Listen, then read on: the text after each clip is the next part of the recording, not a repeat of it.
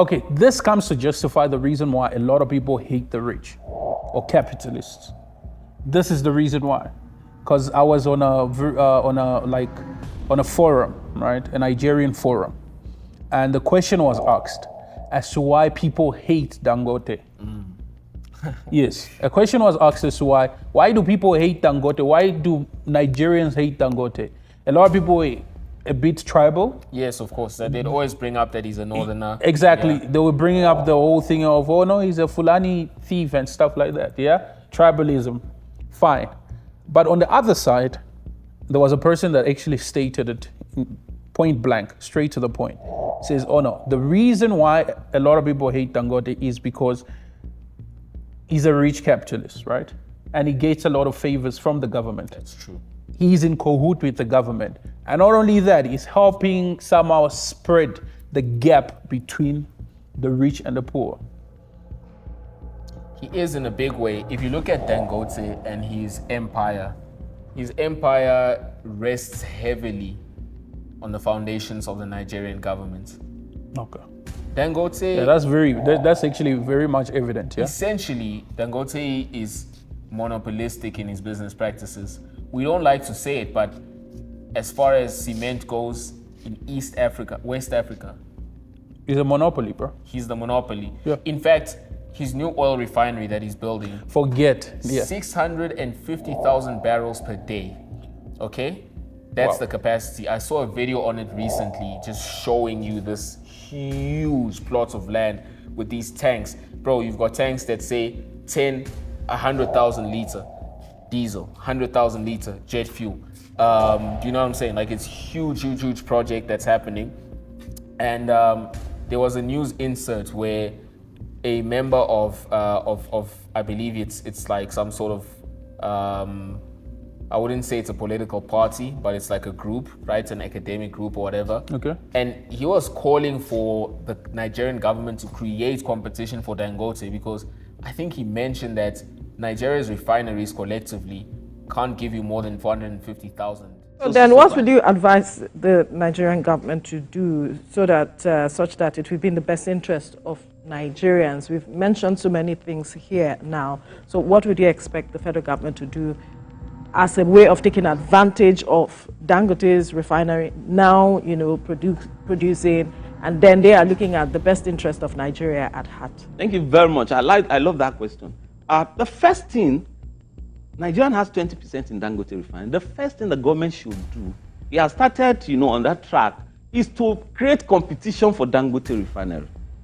Oh. We have refineries in total capacity of 445,000. All of our refineries, 445,000, if they are working.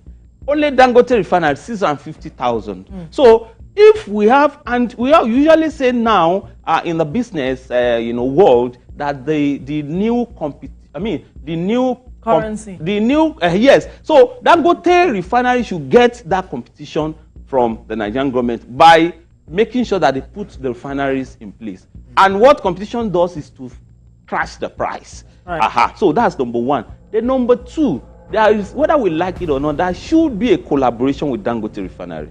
Liters. So it's against what? It's against their laws. Well, it's not even their laws. It's just that he blows everyone else out of the water. Collectively, they can't give you more than 450,000 barrels per day. Dangote can make 650,000 barrels per day. So his capacity is 200,000 barrels more than the sum of the collective industry in the country. So basically, what? And look at the way this commodity is tied to the Nigerian government, right?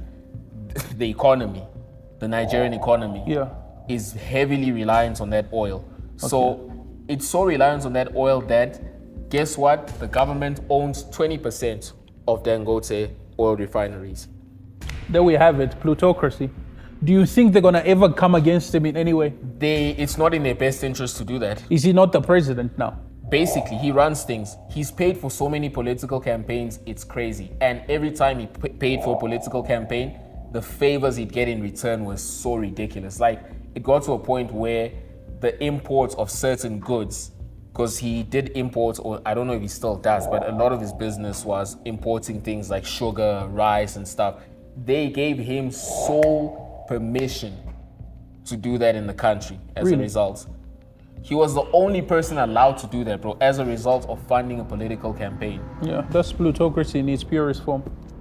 I mean, think about the fact that he might not be the only one. I don't know Nigerian politics very well, but I don't think he's the only one. I don't think so. He's a person of interest. You look at him as a person of interest because the connections between him and the Nigerian government. Bro, 20%. Do you know how much is that? They own 20% of their company. Bro, The government. 20%. It's meant to be a private company. The state owns 20% of it. How is that possible? Well, they offered him, I think he might have proposed them or they proposed him. Either way, the state owns 20% of that. Wow. Okay. So that's- it's not in their best interest to create competition for him. Like, he's out of control, bro. Like, basically. So whatever he says, he will go. Who's in charge in that case then?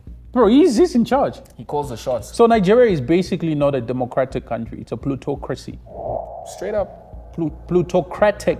It's plutocratic in the sense that you've got a big player that basically calls the shots. In South Africa, you have several big players.